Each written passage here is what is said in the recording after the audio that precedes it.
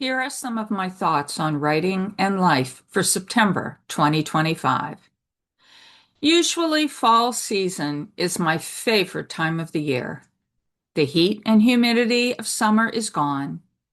The leaves are turning vibrant shades of orange, red, and yellow, and the cool, crisp air begs for me to enjoy hot cocoa with a pile of mini marshmallows floating on top. I say usually because this time of year, it hasn't quite had the same effect, or at least not yet. Yes, I know that autumn doesn't officially begin until the 22nd, so I still have time to get in the mood. And really, there's no reason for me to feel so enervated, exhausted, lacking in energy and excitement. After all, the sales for my novels have been pretty decent.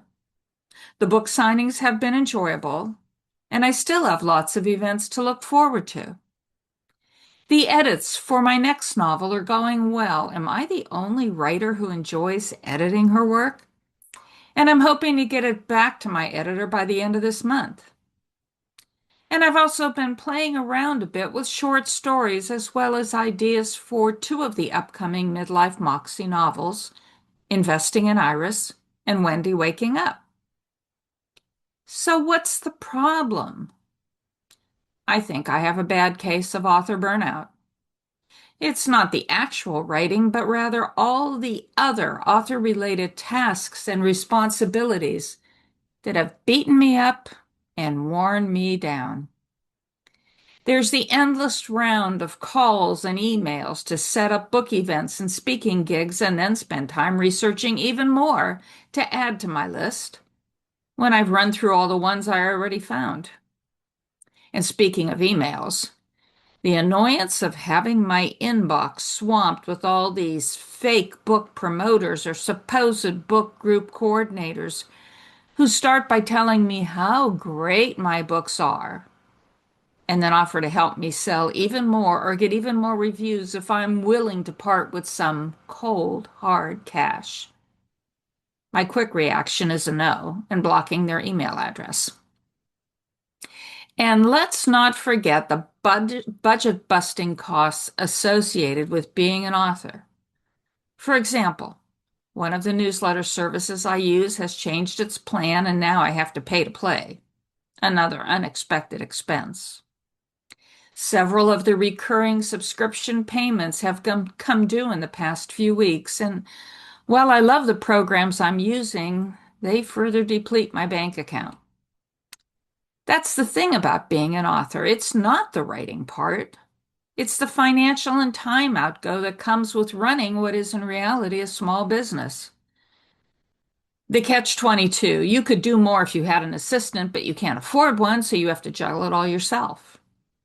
And while you hope that you will sell enough books and get enough paid workshops to help balance the budget, there's no guarantee that you will. Well, now that I've gotten all that moaning and groaning out of my system, I need to find a way to reignite the excitement so I can enjoy being an author. With that in mind, here are some positives for me to focus on. I have quite a few signings and workshops over the next 2 months, something to look forward to, since I really enjoy in-person events.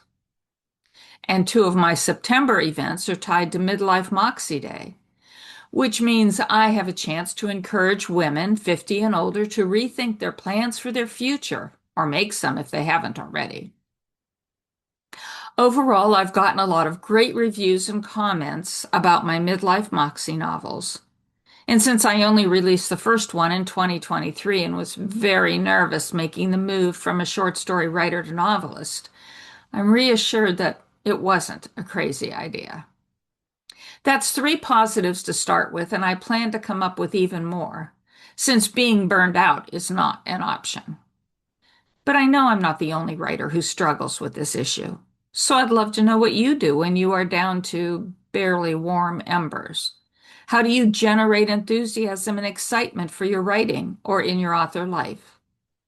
Comment with your tips and advice and recommendations, please.